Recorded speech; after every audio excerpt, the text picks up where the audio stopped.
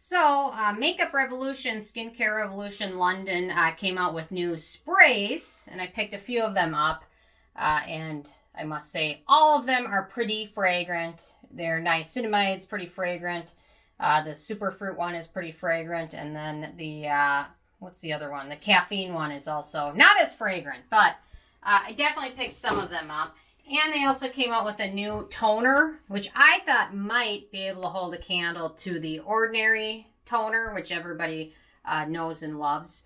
So let me do a quick pH test. They also came with a lot of new masks. I picked up a few. None of them really wowed me. Their watermelon one was okay. So far, nothing really wowed me in their new collection of products that they came out with. But the toner, I was really excited about. And it does a decent job toning. And it does exfoliate moderately, which is nice to see. And this is on the wrong side. And the pH for this one is right about where you want it to be. It's about probably a 3.5-ish on the pH scale. So it's pretty good for exfoliating. It's got 5% glycolic acid in there. But it also has a lot of fragrance in it. And well, I was really excited when this brand launched because I thought they might be kind of the contrarian to the ordinary and another kind of affordable brand. But almost everything that they have has a little bit of fragrance or some sort of issue in almost everything they have. Not anything they have is really perfect. So I was a little bit bummed, but this is does do a decent job toning after cleansing, removing makeup, things like that, and mild exfoliation, which is nice. If you have very sensitive skin, though, beware because it does have a lot of fragrance ingredients in here. So I was really excited about it initially, but overall, I was a little bit let down. And personally, I think if you have sensitive skin, the ordinary one is probably a little bit better for you, even though it's got a little bit more exfoliation acid in there. Just doesn't have as much of the fragrance in it as the new one from Makeup Revolution. So I know I was super excited about all of their sprays. They came out with several different sprays, but all of those do have a little bit of scent in them. So, and for the most part, I wouldn't recommend using any of these over makeup because the spritzer just isn't as refined as some other spritzers from some other brands.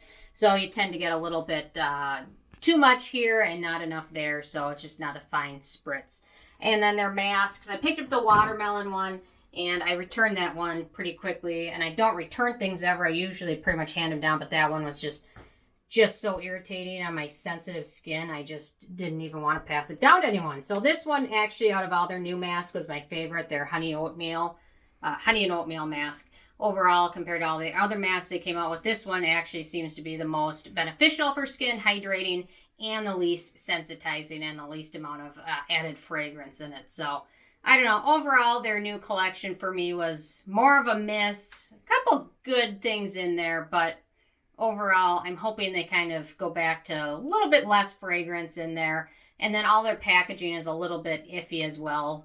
The clear packaging isn't the best, but overall, it's still glass, so that's recyclable, so they've got that going for you. But overall, still a very affordable brand, and they've still got some really good products in there. You just really need to wade through them and do your research before you pick any of them up. So, I don't know. I just wanted to basically talk about their toner, but I thought I would mention some of their other things. So, anyway, so I'm interested if you guys have a chance to check any of these out. Anything, trying any toners, let me know what your favorite is. Subscribe if you haven't already. I have a new video out every day, so thank you guys so much. I'll see you tomorrow.